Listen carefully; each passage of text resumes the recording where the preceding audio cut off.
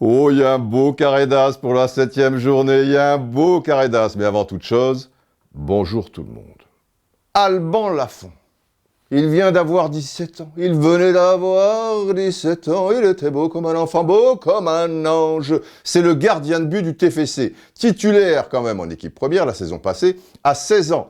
Il n'est arrivé à Toulouse qu'il y a 2 ans.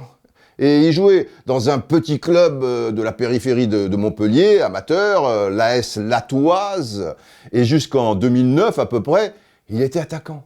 Et maintenant, c'est le gardien de but du TFC, qui sauve son équipe devant le PSG et Toulouse l'emporte 2-0. Né à Ouagadougou,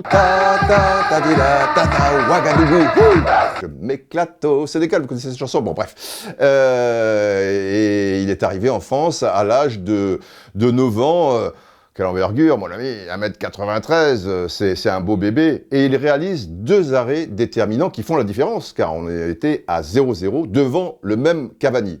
Tout d'abord, une reprise à bout portant, 1m93, mais il descend très vite. C'est vrai que c'était sur lui, mais il descend très vite. C'est vrai que c'était sur lui, mais il descend très vite. Bon, le disque est un peu rayé, ça fait 2 minutes 35 de bonheur. Mais surtout, après, à bout portant, une reprise de Cavani, il nous fait une horizontale, mon ami, et avec l'une des jambes gauche, alors qu'il est parti là-bas, il dévie le ballon, et le match a changé d'âme.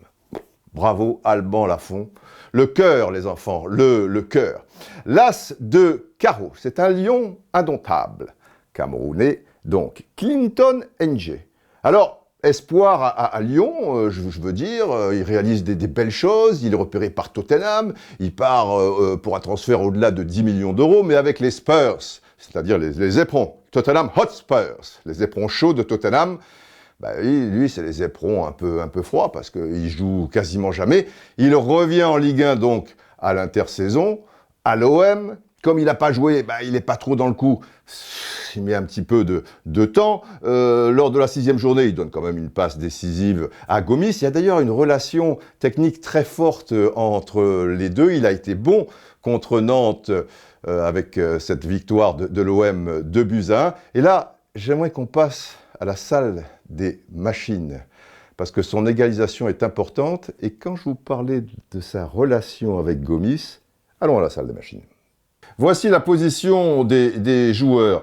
Les Marseillais, Cabella, Gomis, Ng en possession du ballon. Vous constatez que pour arriver à Riou, il y a beaucoup de profondeur. Et Ng, qui arrive ici, va s'appuyer sur Gomis. Le problème de ce défenseur, toujours le marquage, il faut qu'il soit, comme on dit, assez serré. C'est qu'il y a sensiblement 1m50 entre les deux. Donc Ng peut s'appuyer sur Gomis, qui de l'extérieur du pied droit, au moment où arrive ce joueur, le lui remet ici.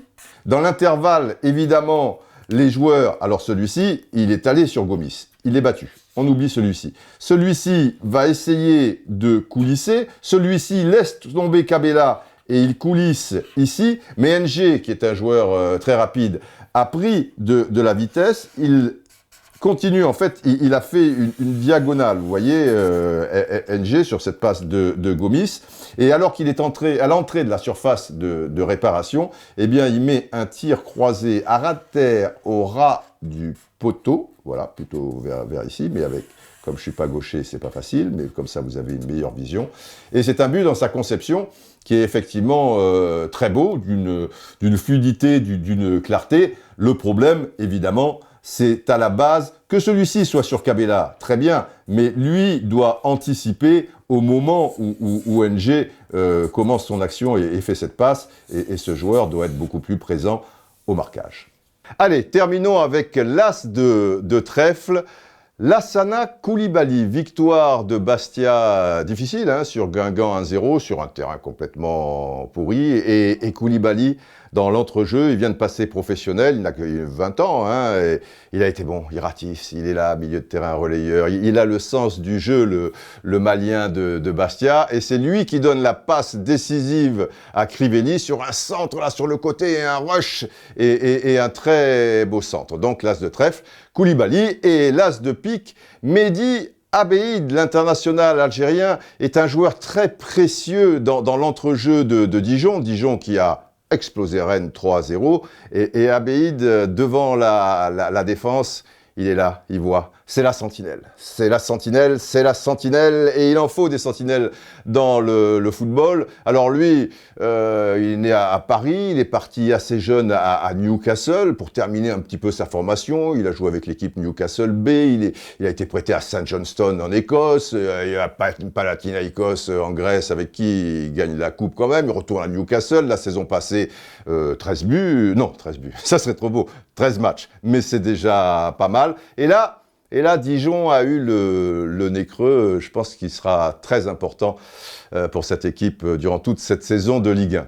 Écoutez les enfants, on a Ouagadougou, le gardien de but, hein, Lafont. On a 2 milieux de terrain, un défensif, un relayeur. Et puis on a une flèche, Clinton G. Moi je dis que ce carré d'as, il est assez complémentaire. Bon, maintenant, circulez, puisque vous savez tout, il y a rien à voir. Enfin, retenez bien une chose. Ouagadougou.